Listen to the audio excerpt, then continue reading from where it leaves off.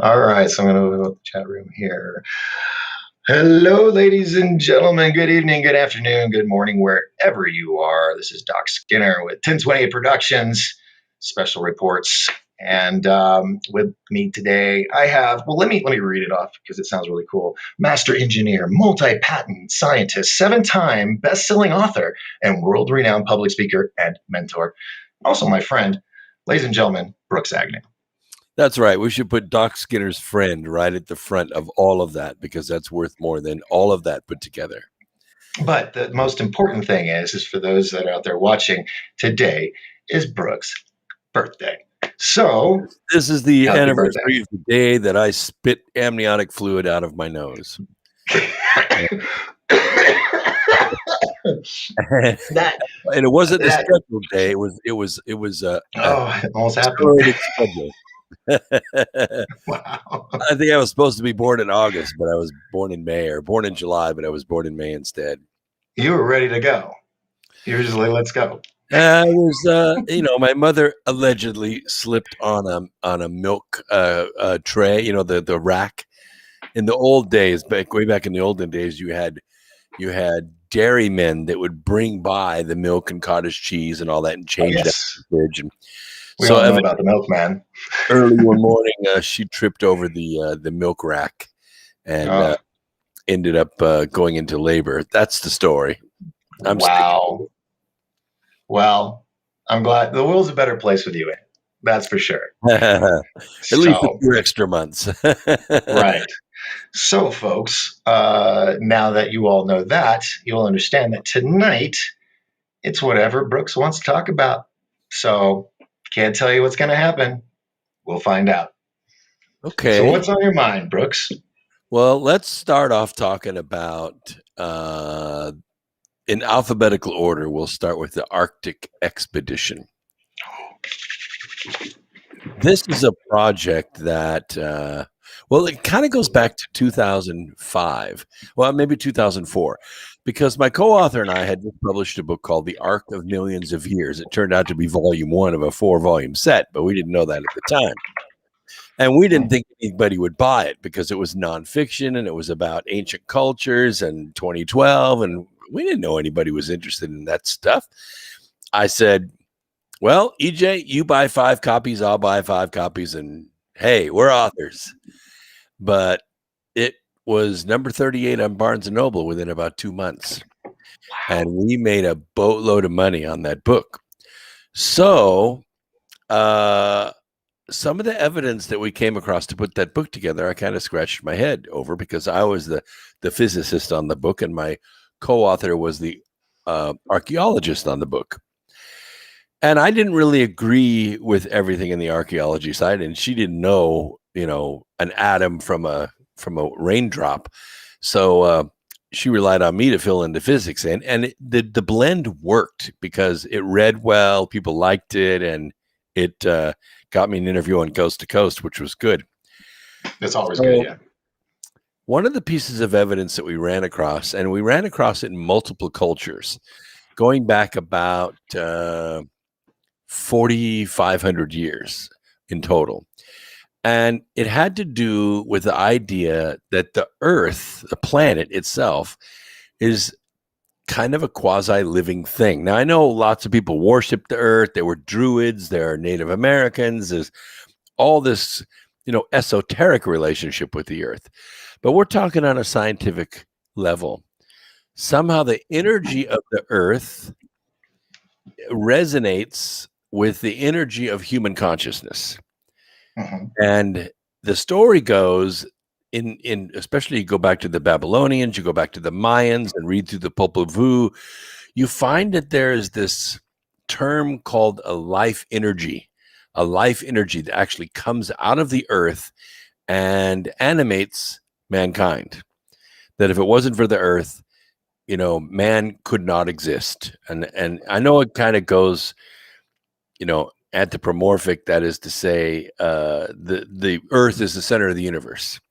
Mm-hmm. So mankind doesn't exist anywhere else in the universe, just here. And that was their core belief. But beyond that, it was that Earth from time to time goes through these terrible cataclysms, earthquakes and tidal waves and continents sinking beneath the sea and comets and stars falling from heaven. All of this stuff is very cataclysmic to life on the surface when especially if you're walking around with just a loincloth on and you don't really have, shelter to go to. Mm-hmm. So the story is that Earth itself became the shelter to many of the tribes on this planet. They had a way to go inside the planet when these cataclysms were coming. And the Earth would somehow communicate to them and say, hey, it's time. You've got 2 years to get your stuff together and let's go inside. And so they would go in caves and caverns. And the legend that the Earth was hollow, and that this is where the lost 10 tribes went, that they went inside the Earth and waited out these cataclysms. Well, these are not the kind of cataclysms, especially the ones where the stars fall from heaven, that go away, by Tuesday morning. They hang around 7 years, 70 years, 100 years. That's several generations of people that don't live on the surface of the planet, at least in vast areas. They live inside caves. So how many generations would it take for physical changes to happen if you're just only adapted to the dark or to that cave environment?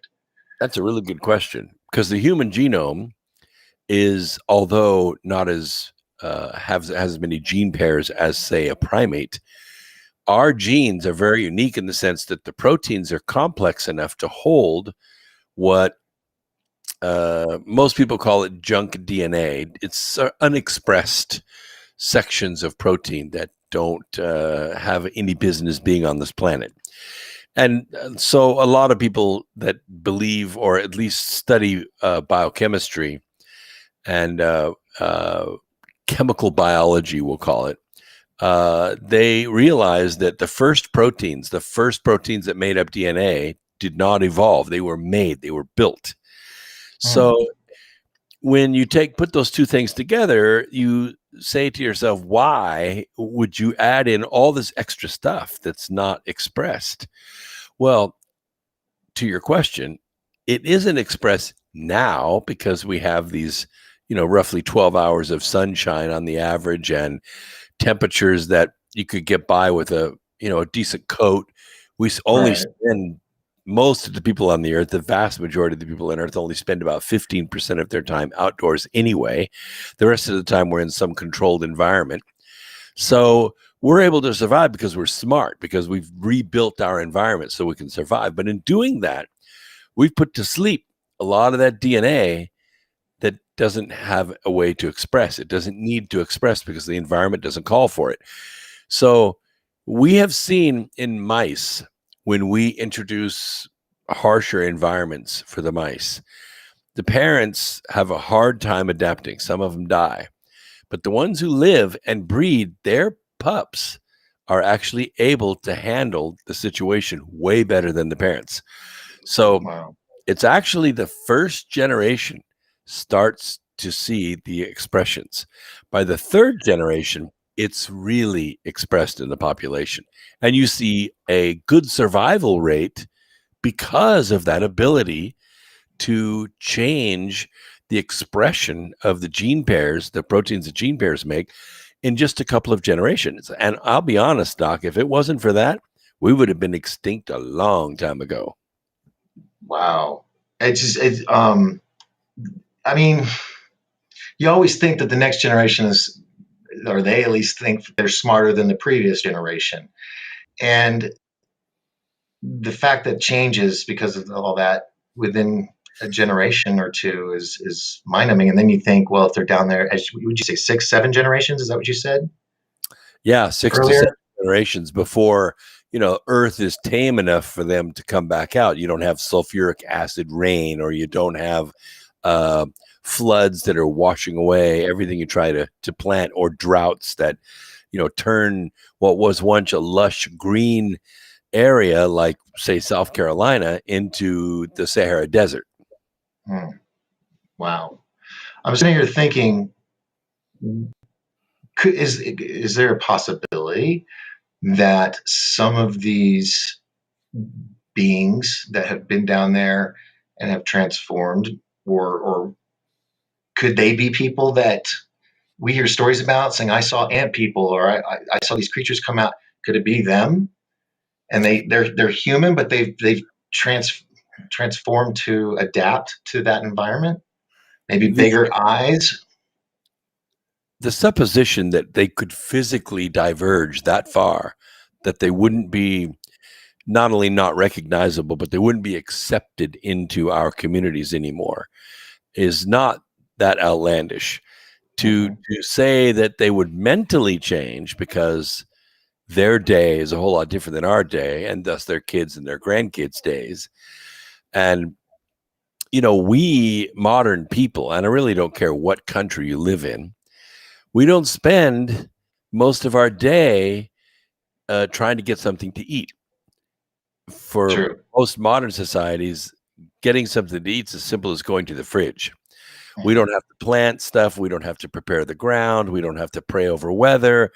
We don't have to, scrimp and save until the first spring growth comes in. We don't have to pack away stuff in August so that we have food until March or April, because we just go to the store. Thus, we've freed up a lot of our time that we would normally spend getting our daily bread, and we Mhm. do other stuff. We build airplanes, we build downhill racers, we make movies, we write books or music. We do other things because we have the time to do them. So to say that we think we're smarter than previous generations, that is not without merit, because we are able to diversify our time. The energy that we put into life is much richer and much more rewarding now than it ever has been.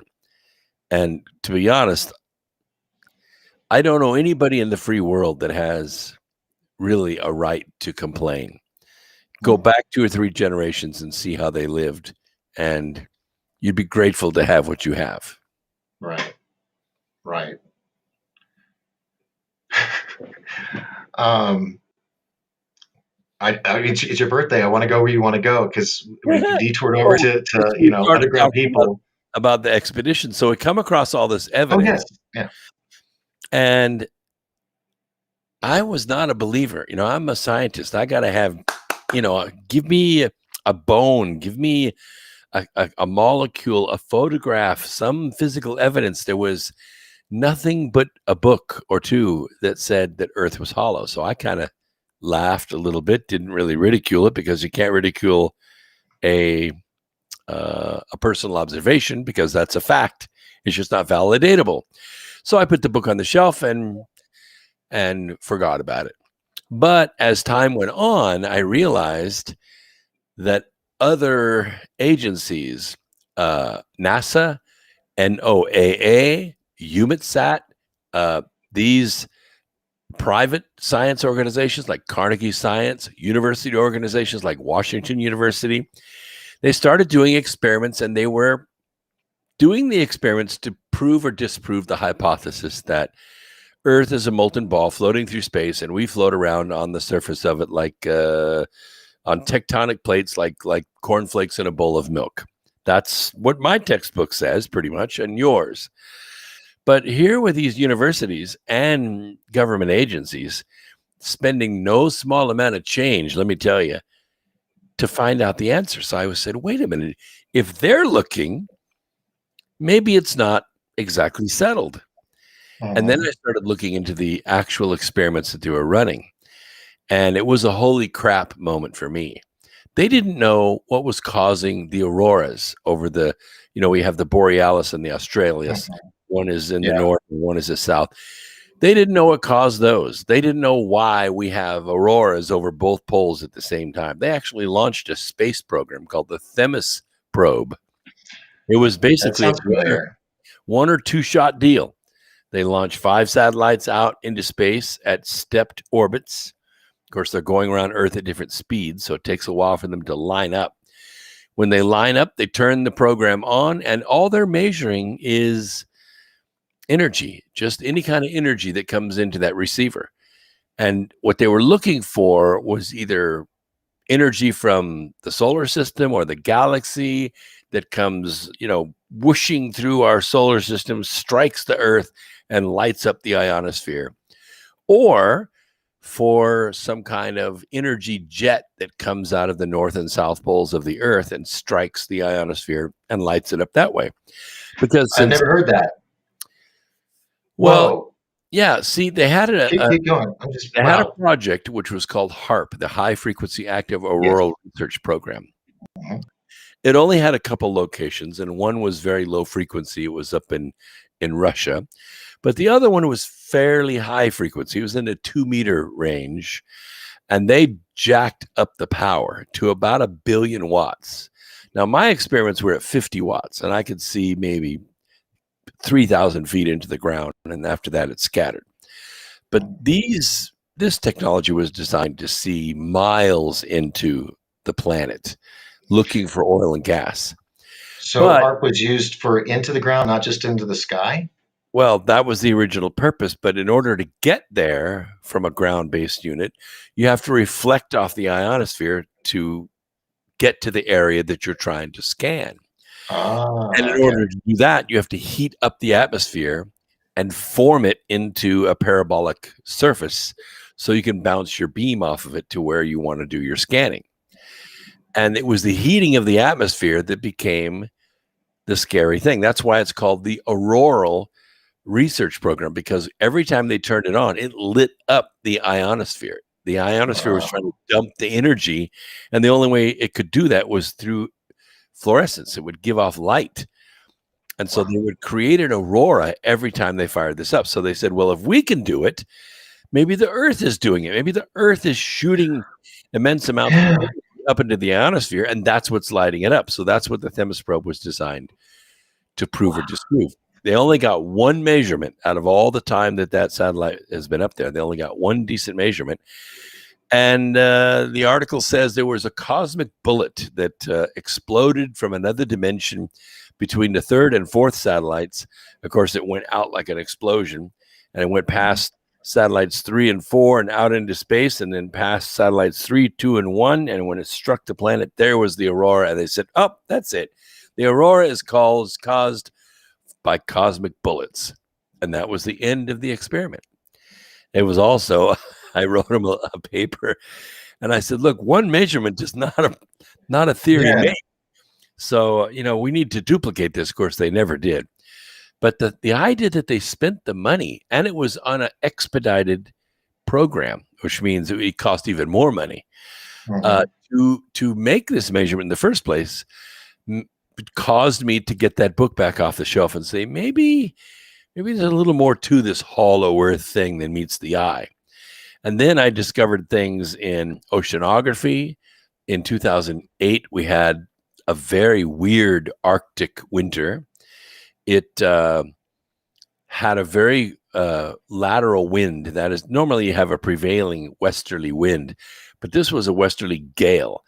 And when you get a gale like that blows across ice, it tends to move the ice. You've seen it on a lake, right? When you get a heavy wind across a lake, it'll push the ice to shore, and then it'll Mhm. break, and it'll stack up the ice and stack it up and stack it up. And Yeah, yeah. it's the weirdest thing. That's how tectonic plates work, actually, in miniature. But you could see Mhm. the ice stacked up 10 feet on the beach, where it just keeps pushing it up and pushing it up and pushing it up. And that's what was happening in the whole Arctic. And so what happened is a big piece of Arctic ice, which we call red ice. This is ice that lasts through the summer, and then it snows on it the next year. It's a floating glacier. It Okay. broke off. It broke off. We call it calving. So it calved this big piece of ice, and it opened up the Northwest Passage clear for the first time in, I don't know, maybe recorded history. And we've never, Wow. no one's ever noticed it before. And so it opened up, and we were going to actually go sail that year, but we could not raise the money because 2008, the economy had something else in mind. It crashed. Yeah. But the oceanography arm of the NOAA went to Malaysia to do its regular ray sampling. That's where they sample stingrays and manta rays. And as it turns out, rays are very sensitive to environmental pressure, like toxins and acidity and water temperature, just like tree frogs are in the Amazon. They grow 6 legs or mutate prolifically. So they go to Malaysia, and normally they see 20 to maybe 50 new kinds of expressions. They could call them species, but actually they're traceable, within the species. But when they went in after the winter of 2008, they found 1,500 new species. And these were species they'd never seen before. So not an expression of a species, but these are completely brand new. Yeah. Wow. They were 1,500. Like dorsal squids, and there were leopard spotted stingrays. There was a shark, which has been dead for at least 1.5 million years, called a frilled shark. It's blind because it only proliferates in the deep bottom. Yeah. But here it was, fully adult, swimming around, and they netted it. And of course, it died a short time later. But the point is, it was alive. It wasn't a fossil. It was alive. Right. So I call it sand in the balance. When you're studying a subject that covers a lot of different disciplines, you draw from each one of those disciplines and start putting it in the balance. And then sooner or later, what happens is the balance begins to tilt to the point where, hey, your idea may have enough weight in it to let's try an experiment. So we gathered all this information, and it took years. I started on it in 2007, and we were, like I said, ready to go in 2008. Well, that got put on hold. So then we worked really hard to raise the money a variety of different ways. It didn't work. We went to investors. We did a Discovery Channel run. We did a Nat Geo run. We did a History Channel run. We produced our own film and entered it in the Genes of Galileo contest on Nippon Television Network, and we won, but we never got it funded. And this is a very expensive expedition. It's like $3.5 million to pull this off, because there's only one boat that can make this trip. Mm-hmm. And that's the Arctica class nuclear powered icebreakers of the Russians. Which so now really cool. it all gets very sexy at that point. Yeah. Yeah. So we kept asking the question, why not go and see? Why not go and see? So we went to the National Science Foundation, and they said, yeah, we'll give you a $50,000 grant. But of course, any information you get has to be turned over to us. So then we went to Richard Branson, and we finally got noticed, and we were just about ready to sign the preliminary paperwork. And they handed us a disclaimer. By the way, anything and everything you tell us after this point is ours. You're out. This now becomes the Richard Branson Arctic expedition and not the North Pole Inner Earth expedition. So we walked, and we said, we got to do this another way. This is the people's information, and we're going to go after it to give to the world. Wow. So that's where we are now. And so, for years, it was just volunteers, and not very skilled volunteers at that. And then I met you and Brad Olson and others that have special skills that seem to fit pieces of this very unique project. Of course, Brad Olson has his Antarctic experience, and he's been to every continent on the earth. And you have 40 years of filmmaking experience in all kinds of weird situations and can adapt well to any kind of situation. And then we have logistics efforts, and we have satellite broadcasting efforts to be able to stream from the ship to locations in Europe and the US, and then to get that out to people who are watching pay-per-view. So there's a lot of ways that this turned into a very well thought out project. We just need the funding to make it happen. And yeah. I think the board agrees with me that the best way to do this is through a big GoFundMe project. And those run about, and you know this as well as anybody, they cost about $60,000. To do it right. Yeah. Yeah, because it takes about $30,000 to do the first GoFundMe, and then you have to follow it up with about $30,000 worth of marketing. Yeah, and marketing is what makes it. And you're not going to reach your whole audience. We know we have a fan base of about 40 million people around the world, but we can't reach them. because Twitter, Facebook, they won't let us reach them, not without spending a huge amount of money. In fact, I probably think it would take over $500,000 to reach that size of market in those two, because they just think the audience belongs to them, and so they're going to sell it to you. But Mhm. now there are other social media platforms, and they're slowly beginning to take market share away from Twitter and Facebook. And I pretty much will predict by the end of this decade, you won't even know how to spell Twitter. Hmm. Well, yeah, they gobbled the, what was it? Not Snapchat. They gobbled something up just recently. That was another platform, and then they're probably going to just fizzle out too. Who knows? I'm not a big Twitter dude, but Yeah, a lot of these platforms are necessary evils. yeah, Twitter's completely useless, and so is LinkedIn. Facebook is okay as long as the Facebook police will stay off of you. But like Right. my Facebook right now is shut off. It's not working. Yeah. I've had to pull back just to stay afloat, to stay alive on here Yeah. at all, and um, you know, against my better judgment to pull back on things, when I should not, but to keep a voice, you You have to have to. follow You some have to rules. stay there. You and I are in the same business, and it's a Yeah. necessary evil. You have to be there. You have to post. You have to stay up on your friends, and they will then in turn grab the stuff that you put on and share with their friends, and you get. I mean, you and I, we've never had anything in our lives go viral. That's chosen by the Yeah. organizations themselves. Same with YouTube. YouTube has a whole department with thousands of people in it that choose and groom YouTube stars. You don't Mm. just get on YouTube and become a star. That isn't the way it works. They It's have like a Hollywood, but online. yeah, Yeah.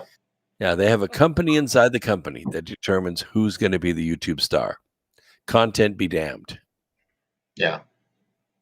And it's like it's a factory. It's a star factory. They come in once, and that's the thing. Even with the music industry, it's completely changed.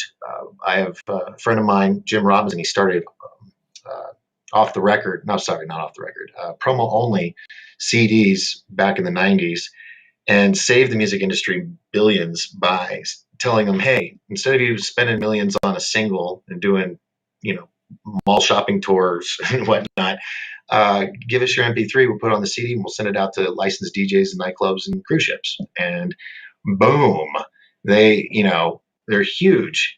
And I have used my Ace card, knowing them 3 times in 30 years. Because if I come across somebody spectacular, then I'll send it to them. But now I try to bring them an artist, and they're like, "Well, what's their numbers on Facebook? What's their numbers on YouTube?" They have to have this huge following already, um, and before this conglomeration machine of starhood, or whatever you want to call it, comes together and then totally like takes your soul from that point. Mhm. Um, yeah, it But you, is all changed. and I know that if you organically are very talented and somehow you do get popular on Facebook or YouTube and you go around their little star company, you're gone. They purge you. You're out of the system. Yeah, it's you got to follow what they want, and then they Point hold is stuff on that, you too. that if they keep dumping the talent, bringing the audience to their platform, they're going to lose their platform. Those people are going to go with the person that got them there. They're going to go with the star wherever he goes. Look at uh, Joe Rogan. Here he is Yeah, on YouTube. He has tons of followers, and he says, I don't like the deal you're giving me. I think I'm going to go to Spotify. And he took his listeners with him. They left YouTube. And he's not the only one. He's just the biggest name, but he's not the only one. There have been thousands that have done that. You cannot do that to your audience and survive. You just will go broke. yeah. Well, what should we do? I mean, I mean, what are we going to do? Everything is changing. There doesn't seem to be a guidebook anymore No, to do. we're And riding we're the all book. making this up as we go along. Yeah, we're riding the book, and that's kind of what's really weird about this whole, pandemic. The It was engineered by the global syndicate, I call them. It was engineered to shut us down, put us behind a mask, put us in solitary confinement, spread us apart so we can't, rub up against one another, and put us in a state of fear. If you catch this, you're going to die. But what happened, of course, the truth began to be learned by people. And now people know that it's not as deadly as what they thought. It maybe spreads fast, but it's not deadly. That the masks don't do anything anyway, and neither Mhm. does social distancing. And so, even though they smashed the economy down to a fraction of what it was, people didn't die. They couldn't get a job, so they made a job. And this entire thing, and I'm seeing it from out here in the industry side, this entire thing has backfired on them because the energy force of intelligence and creativity and spontaneity of the American people drove right through it. They said, well, we're going to create an environment where you can't succeed. And we basically said, oh, yeah, you hide and watch. Have you tried to buy a Harley Davidson motorcycle in the last 9 months or a 10-speed bike? You just tried to buy tires for your downhill racer, didn't you? Right, right. How hard are those 10-speed wheels to find? Almost impossible. I just Exactly. happened to be lucky to find two 10 speeds on the mountain, the last on the rack. And finding the right parts is impossible because all the factories have been shut down for 4 to 6 months. So everything's backlogged. Everything that they And could make is sold because yeah, people are, or they jack the price up in the thousands for a single tire. It's yeah. crazy. Well, look what 2x4s have done. Yeah, they say if you want to show off being a millionaire, shoot shoot some plywood with a 9 millimeter. Yeah. I mean, a year ago, you could add a garage onto your house and a 2x4 cost you less than $4. Now Right. a 2x4 costs you $10 if you can get it. Mhm.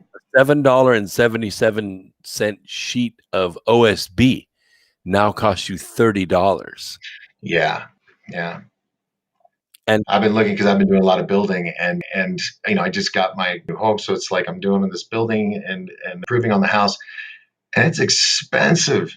I yeah, mean, just pieces of wood, and I was like, I remember building tree houses and stuff, and it's just it was ridiculous. But I built 20 you got to do houses. what you got to do. I've priced out lots of houses, built them, sold them, built them, sold them. This is not normal. There's no shortage of trees. There's no shortage of sawmills. I don't think there's a shortage of lumber. I think they're hoarding it somewhere. Mm. They're hoarding it somewhere to make the price go up because think about it, Doc. What is the American symbol of the American dream? Owning your own home. Correct. Owning your own home. So if the global syndicate can stop the middle class from owning a home, forcing them to live in apartments, Hmm. they've done their job. It's smashing the middle class. Right, and deteriorizing small communities. Like what is it? It's called I forget what it was, where they'll block off exits to highways. On highways, they'll block off exit to small towns, and then you see them 10, 20 years later, and it's just like a gas station and weeds and cactus, and it's a set for some photo shoot. But um, yeah, they're doing that. I believe that too, to detour us towards the main city. So they're putting us into the apartments. They're getting us into urban environments, and it's easier to control the masses if they're all together, right? And then Yeah. you get rid of the land, and then you have the land grabs. You know, well, there's no town here, so they just sell their land for cheap, and then the banks pick them up, and yeah, big And that's what racket. happened to most of the downtown areas. It used to be they'd come into town, they build a mall like 4 miles out of town. And then within a couple of years, the downtown stores are all gone because Hmm. the mall has pulled all the traffic away from downtown. So then what happened is the real estate developers went into downtown and said, oh, this old hardware store, it would make a really cool 2-story condominium. And so they buy it at 3 cents on the dollar, refurbish it, and the entire downtown areas, and this is going on all over the country, everything from fire stations to drugstores to old restaurants, they're all being turned into condos or live work areas or live shop areas. And the people that used to live there are all driven out of there. So they've completely changed the demographic of the downtown areas of these cities. You might say, oh, gee, that's really good for the city. Yeah. What happened to the people that were living there? I can attest to that. From Arlington, Texas, and we have this guy that owns a certain football team, and where that stadium is, which they call the mothership. I used to do security there, and we called it the mothership because we protected every night. And this thing took so many apartment complexes and neighborhood sections. Luckily, some of the outskirt neighborhoods around the parking lots, they fought to keep that. But that in particular owner he didn't care, and it was a boss hog moment in our town. And overnight, after it was built, we got Ranger Stadium, Cowboy Stadium, Six Flags, all it's like the entertainment capital of Texas. And I went there recently, and now it's just like Vegas. I mean, overstimulation, lights and shows, and it's crazy. But it's because they're driving everybody to these cities, and they got to keep them there with entertainment, with the ooh and the ah, and the purses and the outfits and the suits and the fast cars and the Tesla, all that stuff. I guess moving up to the mountain really made me, see it from a different perspective. Sure. When I go home and visit, everybody drives more than 45 miles an hour in Dallas. So where I'm from, you're from the valley if you're going over 45, and everybody's angry, everybody's got to be somewhere. It's all me, me, me, and it's created this culture, city life, and I'm just glad I'm not a part of it anymore. But yeah, it is. It's I can't think of the word. It's something manipulation where you control the masses and where they live and they prosper and grow. Do you know what I'm trying to say? The term. Anyway, I was hoping you could read my mind today, but anyway, moving on. Moving on. Well, so anyway, that's what the whole Hollow Earth expedition is about.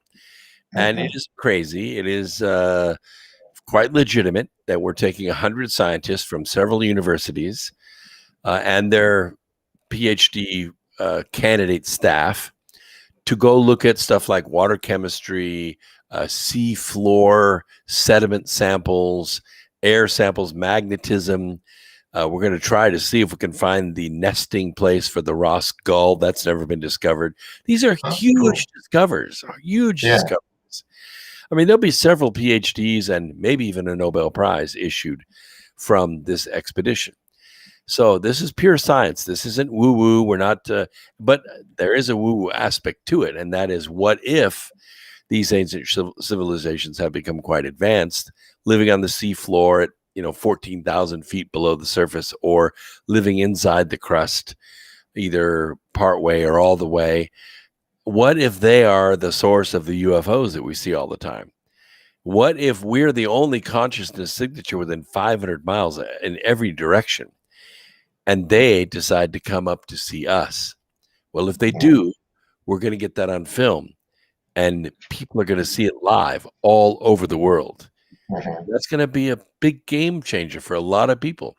And I'll be honest with you, I've done projects since I was in my late teens. I have never seen the passion in people about this particular project. People go bananas over the hollow earth. They really feel connected to the earth. It's an ancient thing. It's like we're connected to gold too, where we will kill each other for gold. But this connection goes way deeper. It's practically primal how it connects to people in any language. Wow. And have you guys thought, or even you or Brad thought about if this does happen? I mean, what are we going to say? What are we going to do? How, I mean, I know we need to feel love. I know that we got to have love, emanating from all of us. But all I can see is the movie The Abyss, where you remember that when that came out, James Cameron Yeah, movie, sure. and the beings came up, and they could, I mean, they could be like those underwater or Yeah, they were not ready to UFOs. deliver, an oceanic spanking on all the Hmm. coastal cities, but it was the love that he had for her, his Hmm. and if you look at the last, 35 minutes of that film, first, she gives her life for him because he's a stronger swimmer. He swims her dead back to the ship and brings her back to life in a very intense scene. Hmm. Then in the next 20 minutes, he's putting on that liquid suit and he Yeah. sacrifices his life for her. Now, those two powerful acts of love are what cause the beings, the off-worlders, or we'll call them ultra terrestrials, maybe, to not deliver their oceanic spanking on the earth. Everything settles back down and peace is, the ocean's calm and New York City is in Paris and all the cities are saved. It's just because of their expression of love, Hmm. willingness to sacrifice themselves for another. Yeah. It was an intense, beautiful scene. Yeah. That's what they thought And, was gone and from the world. and did you know that the guy, Ed, not Ed Norton, the male that swam, he actually, or was it her? One of the guy or the girl, they actually drowned for Yeah. real during the Yeah. making of that film, That's right. Because and they that was filmed it in in a in a huge cooling tank. tower. Yeah, it was a cooling Yeah, tower that flooded. and then they blacked it all out. Yeah, brilliant. Well, it would be really cool if that happens. I hope so. And if not, we hope to get some really amazing data from all this scientific research. And I hope that I can get DGI to come in on board and get everybody Osmos so that everybody can bring back footage. So I'm not limited to where I film. And I think that will give a more robust idea of what went on and the experiments and everything. I tell people we'll have anywhere from 10 to maybe 15 cameras, depending on the hour of the day, that are on.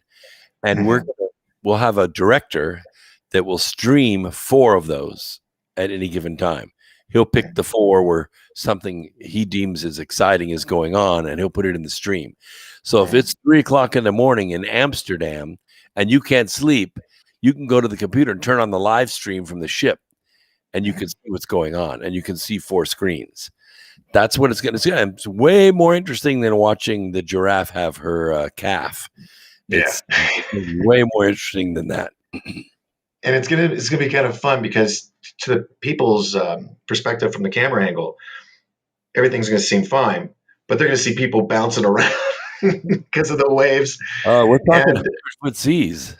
yeah, Hun- and luckily I worked on cruise liners, so and we were out in a couple crazy. The one I think I got the badge of honor was Hurricane Andrew that went from Florida up to Maine, U-turn, came back down, hit it twice. We were out at that. I mean, when everybody else was supposed to anchor, our captain was like, "No, we're gonna go right through it." We ran out of Dramamine patches and pills, and there was nobody. Everybody was in their rooms. It was crazy, but I stand here, so I survived. I got my badge of honor on that one. Yeah, that's a lot better Anywho, than the Arctica too. yeah, and it shouldn't be as bad all the time, right? I mean, we No, no, should have no. some steady water at some The points. North Sea and and what's called Drake's Passage. These are the Hmm. roughest cities on the planet. I mean, they're worse than Tierra del Fuego. Once you get past that, you get to the beginning of the ice cap. Then you start breaking ice, and we break ice for almost a week to get there. So Del Fuego in Antarctica that all yeah, the ships crash on. It's more right. the hole is really really strong, right? Well, Isn't it uh, concrete or something it to is break through the ice? it can break 3 meters of ice. So yeah, Wow. Wow. I Oh, don't I'm know. excited. I forget how much it weighs, but it's 75,000 horsepower. And Wow. the Russians have been doing this for 40 years, so they know how to build these Arctica class icebreakers. And I don't think they've ever lost one. Hmm. Well, I'm not worried about that. I'm just I'm just asking questions because it's exciting. It's exciting. It's going to be my Raiders of the Lost arc kind of moment, you know, It is kind of like that. because we have to travel to Russia first, Yeah, St. Petersburg. we we we thought about meeting in Moscow first because that's a nice area to go to and for people to visit. And then we were actually making a dry run this last summer. We were going to go to Moscow, then we were going to take the train from there to St. Petersburg, stay a couple days in St. Petersburg, and then go from St. Petersburg to Murmansk. Murmansk is the northernmost area. It's north of St. Petersburg quite a ways. It's on the shore of the Arctic Sea. It's actually north of Helsinki. That's how far north it is. Oh wow, cool. Yeah, it's way up there. So, but it was going to take up all the time because the trains are slow. So we opted to fly from Moscow to St. Petersburg and then fly from St. Petersburg to Murmansk and then fly from Murmansk. We were going to go to Helsinki, but it just was no way to get back in. So we were going to go from there to Zurich and go to Geneva, which is where the CERN is at, and then go from there to Pisa, which is the last laser interferometer gravitational wave observatory. That would have made all three for me. I've been to the other two. And so I would have been to all three of the gravitational wave observatories on the planet. And then we You were never told me this part. Oh my God, oh we had, God. we spent the money. We spent the money. We booked the flights. We booked the trains, hotel, everything. And then COVID hit. Yeah. Well, I lost all my Aeroflot money. I lost cases of books that I had sent because I was going to do signings all along the way. We lost some of the hotel money. We just never got it back. And then it was just a disaster. I laid out maybe 8,000, and other parties laid out about 11,000, and we didn't get all the money back. So Mhm. it was rough on us. That 2020 was rough on us. Yeah. I was booked just about every month for the entire year. It was my busiest year in my speaking career history. We had probably $35,000 on the table outlaid to go do all these conferences because people think we get paid to do these Oh, conferences. yeah. It's ridiculous. If you're going to be on a speaking tour, you better have some bucks behind you. Books. Yeah, books, pictures, cartoons, whatever you can draw. That's right. I was actually supposed to go to one in Flagstaff, couldn't make it because of a snowstorm. And he was like, "Oh, well, yeah, you're not getting paid, but you can have 100% of your booth sales." I'm like, "The hell am I going to sell?" And I'm like, "I'm gonna autograph Dr. Pepper cans and sell." It's crazy. So you do to do this industry and these circuits, you've got to have something to sell because that's what's paying your gas money, your hotel. Yeah, Yeah. there is this myth out there, and I hate to see it. So many people are taking advantage of. Oh my gosh! But there's this myth out there that people get paid to speak. That's just not true. I've been speaking for 50 years. You don't get paid to speak. You have to sell your stuff. You got to sell tickets to your own events. You got to sell books to your own events. That's how you Hmm. get paid. It's sort of like a musician. Yeah, you wrote the songs. Yeah, you copyrighted them. They're on DVDs or digital media. But if you don't play the concerts, they won't sell. Right. They won't sell. So you have to go out there and play the concerts. And you got to energize the fans. That's how you sell your music. Wow. And these guys like Yeah, it is. It really is. Tony Robbins, they don't get paid to speak. They sell tickets to their events. That's how they get paid. Hmm. It really is. If It's you all want to about get paid tickets. to speak, you need to be a criminal politician. So true. So true. That's how they launder money. You really think that President Bill Clinton delivered a $500,000 speech in 45 minutes in Russia? Seriously?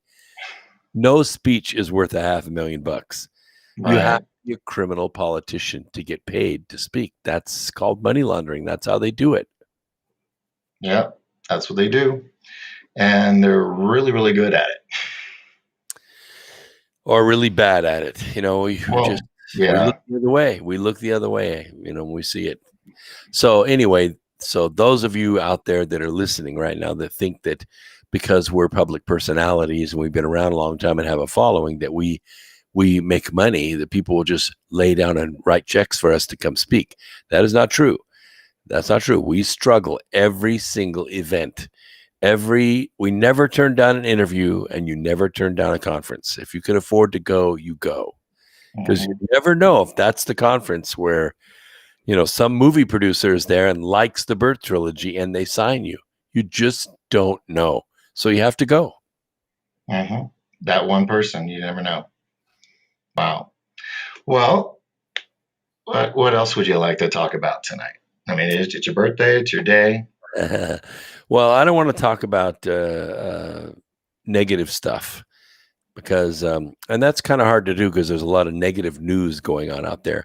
But I have faith in the American people because, we're not the kind of people that take yes for an answer.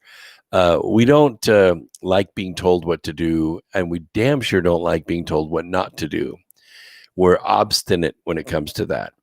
There are a lot of people that will, put the mask on, and I saw some today, believe it or not. Our governor's actually lifted the mask mandate in our state, and I saw people at the grocery when I went shopping tonight for my birthday cake. Sure enough, they were wearing the mask. You just have to laugh about it because Yeah. these are the people that would be inside the boxcars looking out in 1939. They would just get Yeah. on the train and go. Someone said if you ever wondered what it'd be like to be those people, now you know. I had a really strange episode related to that. I believe it was Seattle, and I was getting ready to get on the airplane. I was getting ready to go into security, and it was the week after Osama bin Laden had been killed. You remember that? Hmm. So the airport was full of people, and the TSA was there, and we were all in lines. We were taking off our clothes and putting them into bins, and we all had our heads down. We were being quiet and obedient, putting it on the conveyor belt. And about 30 people in front of me, this woman, middle-aged woman, not too old, not too young, all of a sudden she goes, "No, no, Osama bin Laden is dead. We don't need to do this anymore. I'm not doing this." And everybody looked around like, what the hell? Something's about. We thought the TSA would just jump on her, because there were only like 8 TSA agents and like 800 people. And I blinked my eyes. I swear, Doc, the whole place turned into black and white. And I saw 800 Jews putting their personal effects into tubs while getting on the train. And I thought, that's how they did it. That's how 8 soldiers could get 800 people to get on a train without a fight. They're doing it right now. And I blinked again and everything went back to color. That's how it hit me. Wow. You know, what was I saw? Oh, yeah, MTV did something like that back in the 80s, I think, where they showed people in an apartment and they're sitting there around the couches and stuff, and then the police come in and they take them and the guard dogs and they drag them out and they put them into the truck, and then it freeze frames and it turns into a drawing from 1938 or whatever it was, and Oh, wow. it was dramatic, and they did different varieties of things similar to that. I just that stayed with me forever when I was a kid. I didn't fully understand it, but yeah. So, eh, It is that. I And you just, think where the I, one-upmanship would go, because if you did have 800 people all of a sudden, tear down the metal detector and say, "We're not taking off our shoes. We're not taking off nothing." Well, guess what? The planes wouldn't fly. That one-upmanship would just go to the next level. Okay, fine. We're closing the doors to our airplane. We'll fly our planes away. You can all Mhm, stay here. We don't care. You see, and it's one-upmanship, and it just goes to the point where we have an open rebellion. mhm, And we're not there yet. I don't want to see us get there yet.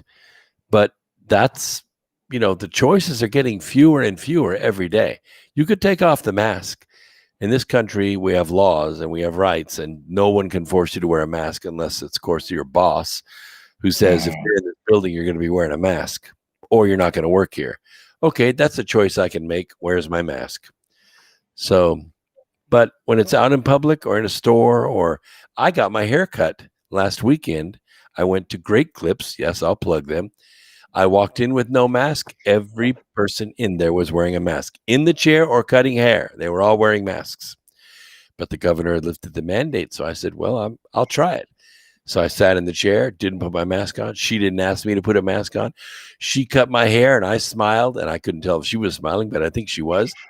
And I walked up to the register, paid, and what I realized is no one in there would look at me. No one in there would look at me, not the people in the chair, not the other hairdressers. Nobody would look at me. They were afraid of me because I was free. Wow, that's deep on many levels. Yeah. And I went outside, flipped up my phone, and did a quick Facebook Live. I just got my hair cut and didn't have to put a mask on. Woohoo! Yeah, dude, it feels good. I mean, it's here things are getting back to normal. Like you said, corporates, they still force you, but we get a lot of signs on businesses here that said, you're allowed to wear a mask or you don't. We will not force you. It's your choice, that kind of thing. And Yeah. people are respectful of it. So, I checked out at the grocer, and the guy who checked me out was not wearing a mask. So evidently, the employer is saying you don't have to wear a mask if you don't want to. Now, real quick, this weekend is Memorial Day weekend. yes. And Saturday morning, I'm flying down to Dallas, and I'm going to be part of the Patriot Voice. It's the first event in what's known as the America First Rally Series. General Mike Flynn's going to be there. Lynn Woods is going to be there. Sidney Powell's going to be there. Mike Lindell's going to be there. Zach from Red Pill 78 is going to be there. Jordan Sather is going to be there. All these are speakers, and plus there's a bunch of musicians too that are going to be there. And this is the beginning. And I'm telling you, I think we're going to get, because it's not super expensive, but it's $500 a plate, which is out of the range of some people. But my friends and I decided to go because the money goes to a good cause. I think we're going to get some information about the progress that's being made in Arizona Hmm. with the forensic analysis of the paper ballots. This could be big. This could be huge. We could be part of history.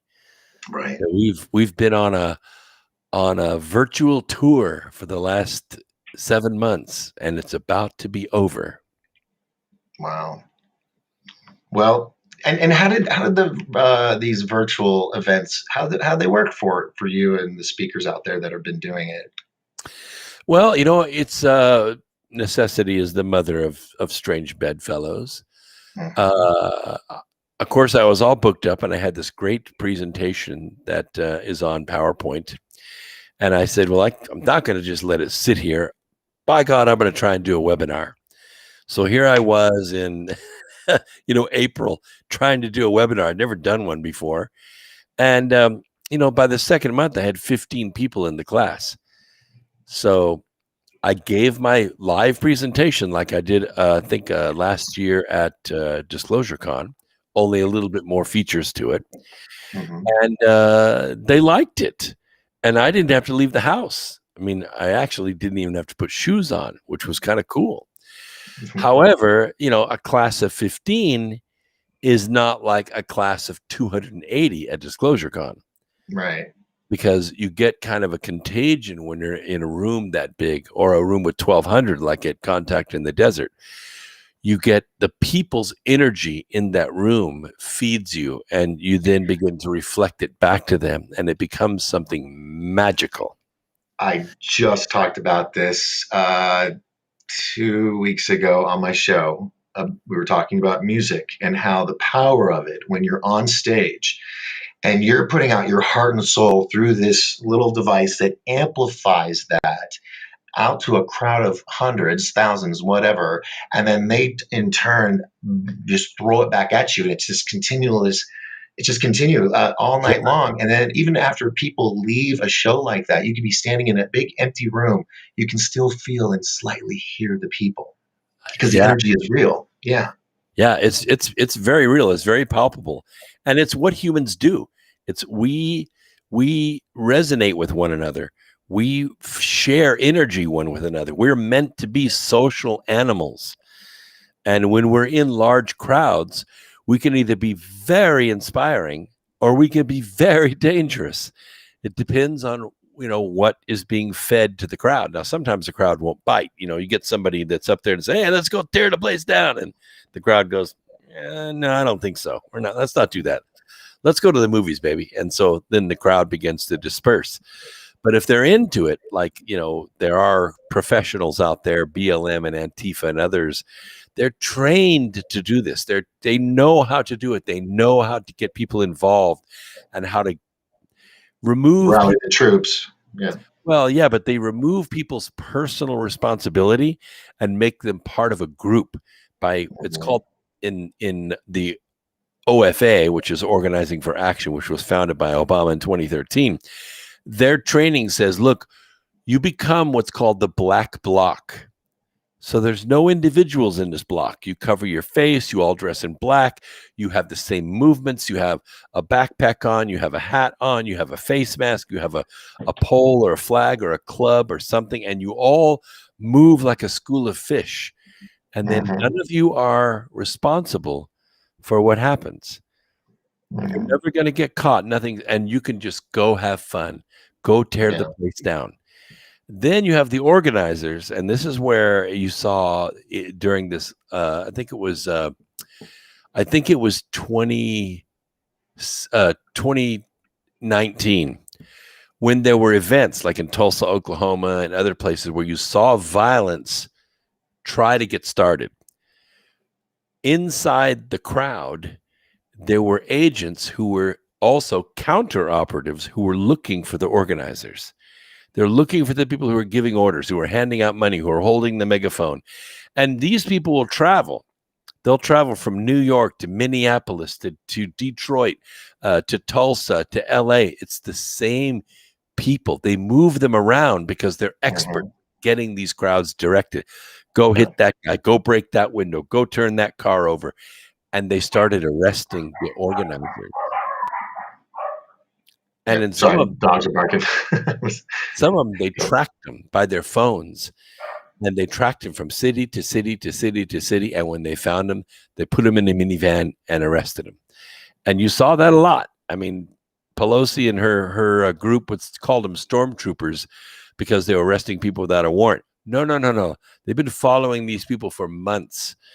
They know who they are. They know where they're getting their money. They know who's paying their plane tickets and their bus tickets and their hotel room tickets. And they're picking them up. Of course, they bring them in and release them a couple hours later. You know what they're doing. A, they're taking a picture. B, they're taking fingerprints and a DNA sample.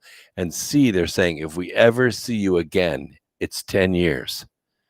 Mhm. It's 10 years. Don't ever let yourself be caught again.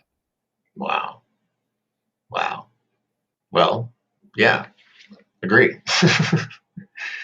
Because it's been the stuff.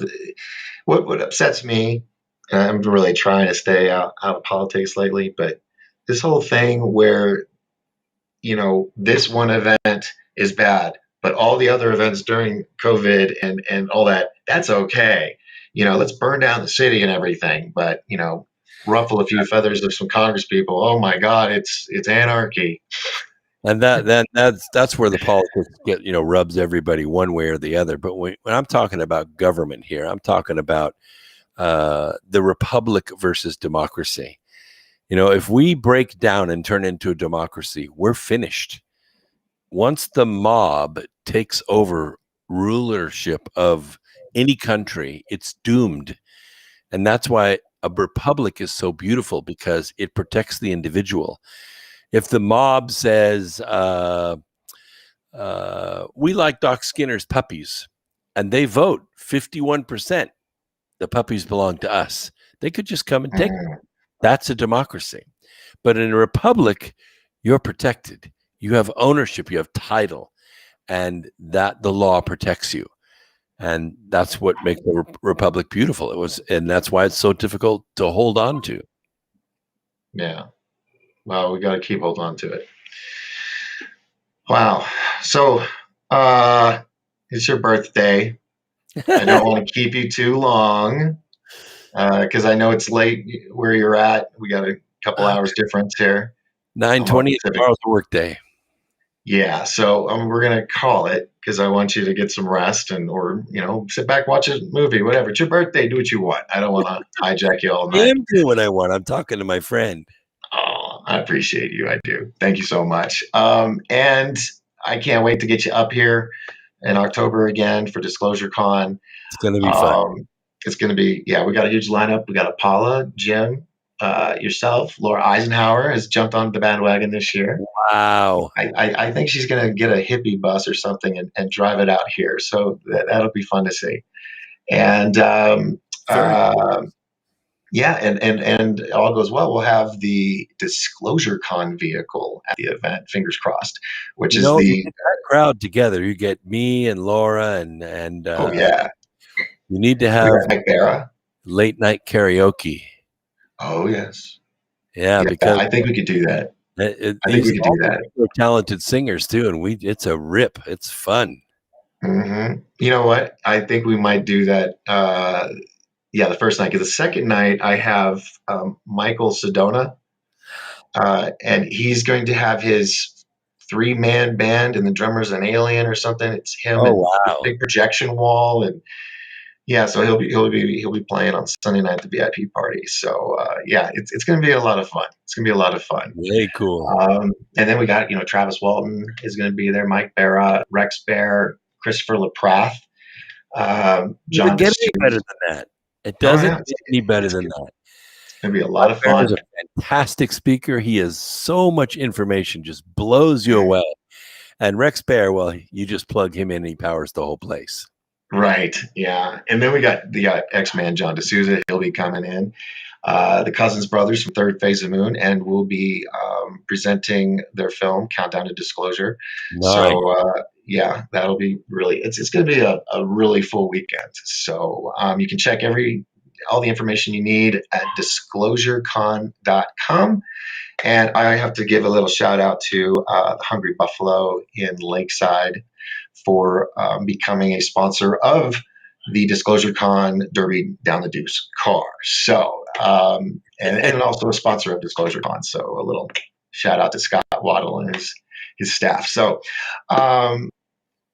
yeah, people think that this is, it is a special thing to do these interviews. But what I don't think people understand is these conversations are what you and I have all the time, even when we're not on the Yeah. air. And it's that's why I love having you on. It's just like we're just talking normal, like every other day. True. So Sometimes I uh, call, Doc, help. I can't figure out how to do this with Adobe Premiere Pro. I try. So and we'll have you back on again, and probably before the event. And what else? Yeah, Don't so get forget, your we have tickets an now. event coming up in August to the Uh, Mashionista conference. yes, Pretty any much other events? Yes. some of those speakers are going to be at that one too. Maureen St. Germain and Laura Eisenhower and Brad Olson. And that's a great conference too in August. And that'll just get you ready to come to Pine Top in October. Yeah, it's. I'm just so glad we're all getting out again. So, well, I'm gonna say my goodnights. Hold on, don't go nowhere. All right, and folks, thank you for hanging out with us tonight. here on 1028 Productions Special Report with Brooks Agnew.